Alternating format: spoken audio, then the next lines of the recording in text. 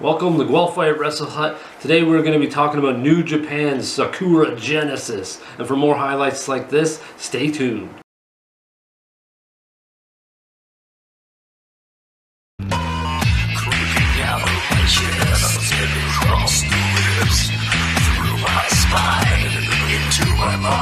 So the first match on our docket is the main event of Sakura Genesis, that David Finlay versus Hiroki Goto, the Master Monk. This one was a pretty good match in the sense of we thought Hiroki Goto really did quite a good job in this match. Brought out some old classics, did some innovative stuff. Really solid match from his perspective, or for our perspective on that one. Finlay kind of pulled out, the traditional Finlay stuff, the Dominator into oblivion, his power bombs, his muscle flexes, things like that.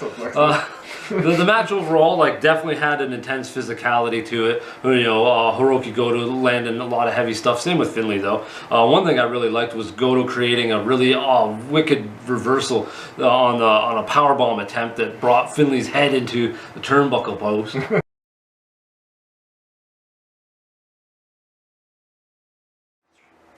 Goto killed him when he threw him on the table, and it looked like Finlay drew the back of his head on. They kind of missed the one. The second table. Yeah, there's two tables set up. He smashed the other one. The other one, his head might have went through. And since Finlay's main event, he had to pull out another move because Goto was putting out all these moves left and right. So he stole a stun gun. Oh yeah, he stole a stun gun from Tama. Yeah, he's like, yeah, here we go, Dave Batista. But yeah, there was definitely some guys, them pulling out some cool moves like that. And I thought Goto pulled out a lot of classics, delivered a plethora of badass moves in my opinion.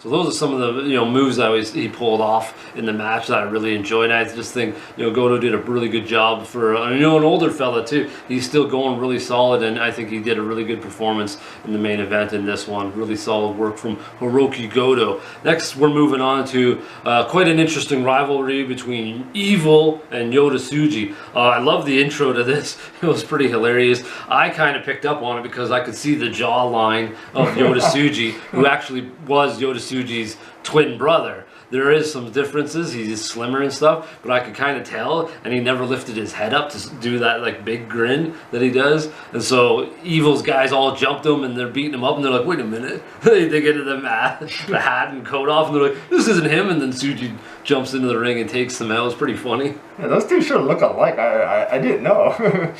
Yeah, I just have a really good perception of picking up small details.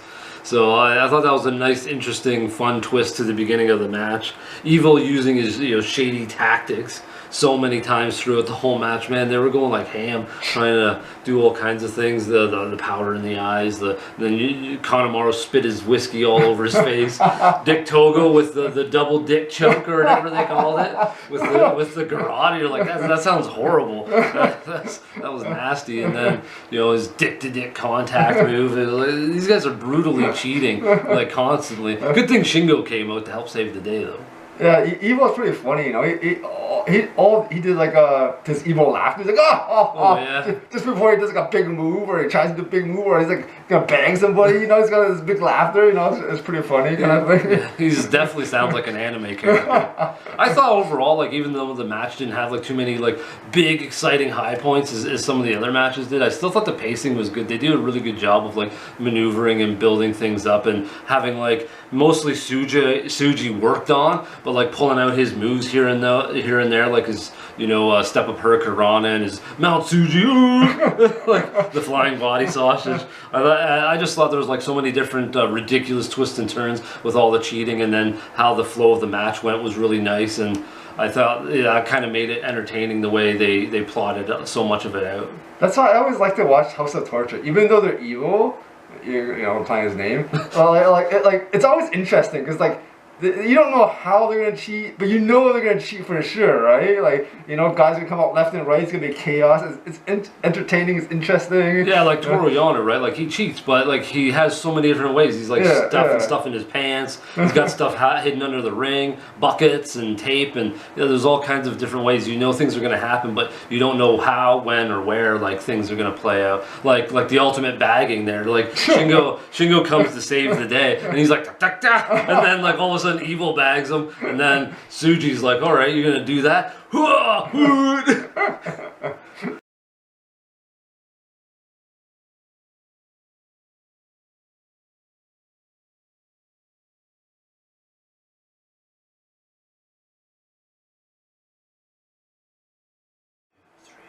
Yeah, Evil like does this sister tag team with the ref, with the magic killer, you know, and the ref goes flying. That's pretty hilarious. Well, how come he can't hold on like the other guys? I think it was Marty Asami. He's like, they beat the hell out of him in that match, though. He got like hammered so many times. Like, remember the one time, like all of a sudden he just disappeared. You're like, where the hell did the ref go? I was like, I think Kanemaru grabbed him and pulled him out because Tsuji had Evil beat, but he just, or all of a sudden Asami was gone. But ultimately, Tsuji, you know, after taking so many, you know, cheap shots and brutal bumps throughout the whole match, comes out victorious with what I call the spear buster. Because it wasn't just a spear, he picks him up and then kind of like a spine buster. I was like, that was a pretty good way to do it, you know, add a little flair on, especially for Eva, a little extra oomph. So really good matches, I think, there towards the top of the card, in my opinion. Then we're moving on to Jeff Cobb and Callum Newman versus Tetsuya Naito and Hiromu Takahashi. This rivalry's been going kind of back and forth for quite a bit. Cobb's had some pretty fun matches with, you know, Naito and tagging with Callum Newman in a couple of matches. They've had some interesting matches leading up to this. I thought it was a very solid flow to the match, very good cohesive wrestling.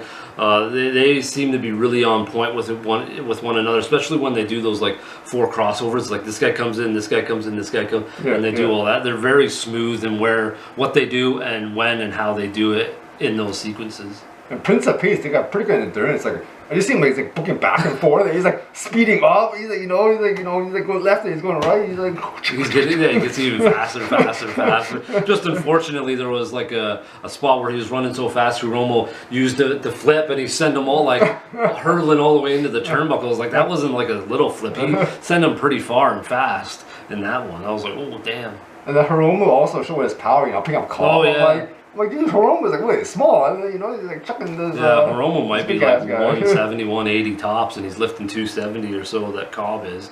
I thought, you know, that was like you said, it's a pretty impressive strength on Hiromu in that one. I thought Callum Newman probably had, in my opinion, the best performance out of that. He pulled off some new innovative moves and different things like that to help seal the match. I thought that was really impressive. You can see that like the potential that he has because he's so, what is he, 21, 22? Yeah, it's pretty like young. he's pretty young and he's moving like this well in the ring, this innovative, really incredible work from Callum Newman, especially like also the double team moves that him and Cobb have put together as well. And Cobb kind of working on that all of a sudden because he was, you know, kind of put into this team after Great O'Connor and Hinari were doing what they do, and so these guys working well together after a handful of months. I really like that finish where like Cobb like launches him into like a flying knee. Oh yeah. And then Newman gets the pin. I'm like that's cool. And then you see the passion. He's like finish him. Yeah, Cobb was really getting on him. Yeah, I do like that their double team moves complement what each other does. Yeah, right? yeah. His speed and athleticism, Cobb's power. I like the way they do it. It's like it's kind of like only these two guys can do this because of their abilities. Yeah, so that's always really awesome. And then the next match we got going on, we got Konosuke Takeshita versus Ryuya. I think Oiwa's got a pretty good future. He moves pretty good, and in this match definitely showed a lot of like different type of stuff. That showed a lot of his strength, a lot of his hard hitting. They had a couple sequences where they were really kind of grappling and moving into the ring really nicely. So he definitely shows some potential with his capabilities, and Takeshita, obviously we know what he can do. Yeah, he shows some feats of strength, like deadlifting way wild. He's like, he suplexes it. and whatnot, and you know the ending that they're slugging each other, and then into like a raging fires and finish them yeah, off. yeah, it's raging fires and the blue thunder bomb, yeah. So Takeshita and Oiwa was really good. I thought, you know, for these two guys, it was really fast, slick, nice grappling between the two of them. Bit of a suplex battle war, you know, going on between the two of them, doing a lot of different suplexes to do the land stuff like that. And I thought Oiwa pulled out some new fancy, so he's on the rise. Overall, really solid match there as well between the two of these guys. The next match we're going on to is the trios never open weight titles. We got Gabe Kidd, Drilla Maloney, Taji Ishimori versus the Tokyo Pimp Yujiro, Sho, and Ren Narita, that dirty bastard with his iron push-up bar that he kills people with. It's funny when like they're like fighting and then like all of a sudden like House of Torture grabs like the ref in a headlock just to like peg him. Man, these guys like they cheat like so fast. I think it was early on in the match. He's like hold on ref, let me give you a headlock. Ref's like, why the hell are you headlocking me? Ref's like, wrong guy, man, wrong guy, tap. Yeah, it was a really explosive first few minutes. Like, the match didn't even start right off the bat. Like, they just started beating the hell out of each other right off the bat. They're kicking the crap out of each other in the crowd, and they're like, he's yelling at the crowd. Whenever he yells, fuck the side, really tell everybody to get out of the crowd, get out of the way, because hell's gonna show up on there. Some really good moves, good sequences, you know, throughout the match. Mostly it was like just an ass whooping and cheating for the most part, though. But there was that really cool Doomsday Device sort of thing with Drilla Maloney, and I'm a madman clotheslining him off.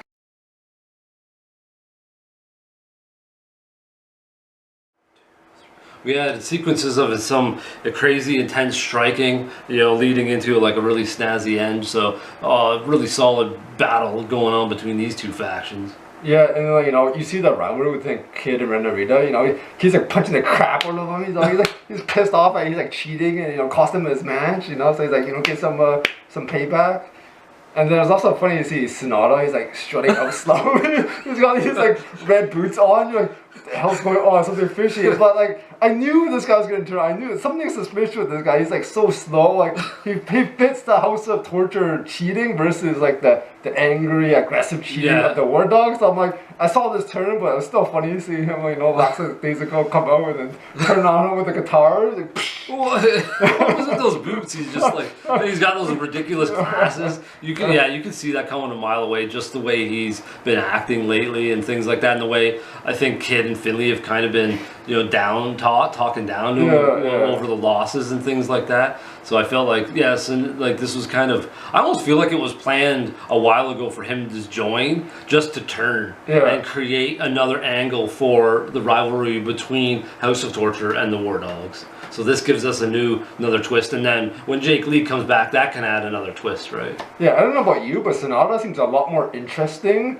as a evil person, you know, with his funny shades, his funny boots, you know. Before he was like boring good guy. Now even though he won the title, it just didn't work. Like I said to you last night, that his first few months, like that match versus Yota Tsuji at Dominion, when he had the title, was good, and he had a good flow. Then he tore his bicep in the G1, and then it just kind of went down. And this has been like probably, to me, it's been his most interesting character out of all the like 4 factions he's been a part of the last 4 years. Just 4 guys. Yeah, he's just bouncing around all over the place. So this will be a good fit for him. I think we'll eventually get into that match, the performance that he put on in the opener there. But first, we're going to the television title with ELP and the Great Khan. I kind of sensed what was coming on here because they beat the hell out of ELP earlier. Him and Great Khan and TJP a couple of weeks earlier, they kind of like throttled him and beat him up. So I kind of sensed what was going to go on in this match. It started fast. ELP hitting the guns blazing on this one. I thought there was just a lot of huge energy right off the bat from ELP. He had that huge dive out of the ring all the way into the crowd, which was pretty spectacular. Landed pretty nicely too. You know, ended up having a seat with the fans. Oh yeah, that was a cool one. Great Khan outside, he like picks him up. I'm like, he's not gonna do it, and then throws him, like slams on the guardrail. I'm like, oh man, his poor back, you know. He's not gonna do it, and then he does it. You should have proved me wrong. and then like later on, like he does this cool move like Iron Claw. Look like he just grabbed him in the balls and like squeezed him. I'm like, is that legal? I don't know. They call that move Iron Claw. So Iron Claw to the balls. It's devastating. Great Khan definitely laid in some heavy damage in this match. And had some solid nasty spots, like you said, the guardrail. He has some pretty powerful moves and things like that. So yeah, I can kind of saw the way the match was heading in this one. I like the finish. I think you mentioned you were like surprised where like the finish of the count. Oh, there's a tombstone on the chair. I think it was like 17 or 18. I'm like, no way he's gonna get up and like jump into the ring last second, and then like that was the finish. I'm like, that's cool. That's I don't remember what he calls it. It's somebody else's old move. I think it's Tenzon's move or something, and doing it on the outside. He did that too, like ELP like 3 times or something before with TJP to like injure him before the match. But I thought, it was definitely a clever ending, a different way to try to, like how many times do you see belt changes on a count out? And that's why I like it when New Japan is these types of unanticipated surprises. Really keeps you on the edge of your seat. Like I talked about in New Beginning, I had so many of those matches wrong, who I guess was going to win, and how it turned out. So they're really good at keeping you on the edge of your seat, I found. Now we're going to go into the opening match. We were talking about Sennedra, him versus Uemura. But this was, I thought it was a really nice opener. I wasn't quite sure how it was going to play out, but holy crap, like the sweet, sort of athletic movement and cohesiveness between the grappling and the move sets between like Sennedra really showed out in that. Like we haven't seen him do that type of action in years, I think. Yeah, there was a lot of good transitions between the two as they go back and forth, and like that. I think we were surprised with the finish. We're like, there was like a submission, and I thought like Sennedra would win because like he's the newest part of the Bullet Club member. Trying to make him like tough and good and winning, and like he keeps losing. So it kind of good like he keeps losing. Bullet Club keep getting mad at you. He's like screw you! I'm gonna go join the other side, House of Torture. But it also applied to the story though, because like Yuya Uemura was working the submission on his torn bicep. And Sennedra was like, screw this, I'm tapping out. Like, I'm going to get out of this. Like, it was kind of like he just tapped out so he wouldn't get hurt. And so he's not a tough war dog, right? Like, the only guy he was beating was Taichi. He kept cheating and beating the crap out of him. But like, Yuya Uemura comes to Taichi's rescue. He's like, I'll beat the crap out of this guy. But that's kind of the way the sort of angle played. I liked the way they did that in that little sort of flash, or not. Yeah, it was a bit of a flash finish to a degree because you didn't really suspect that submission was going to do that. I think it makes sense. We've seen his bicep, and it looks rough, like the tear. He's missing a big chunk. So like, we can. It makes sense. We can see the submission and tapping out. In the circumstance. Definitely makes sense. But I thought it was a really smart opener, fun, exciting. The way they did a lot of stuff, like you said, it was very smooth transitions and cohesive between the two guys. Bit of a flash and dash sort of match, but I think it played out really smart, especially since it was the first match, and it kind of laid the foundation for those few matches later between the Bullet Club War Dogs and House of Torture. So I was like, okay, they're playing a lot of different things there. So really well done. I thought the storytelling throughout a lot of the matches kind of playing into the whole night almost. I was like, oh, that was pretty cool. So let's see, Sakura Genesis, where we got it ranked? We got good, great, awesome, amazing, spectacular,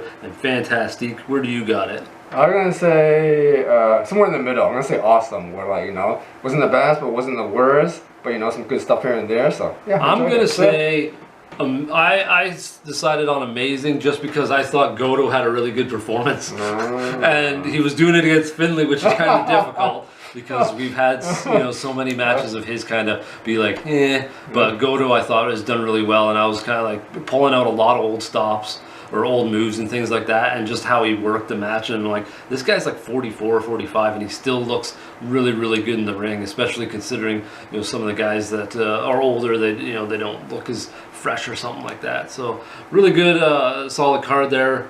We're pretty close again, but that's what our thoughts on Sakura Genesis. Let us know what you think down in the comments of it if you did watch it. I'll see if I can't get some clips, but we got some highlights here for you. So until next time, folks, have some heavy resting.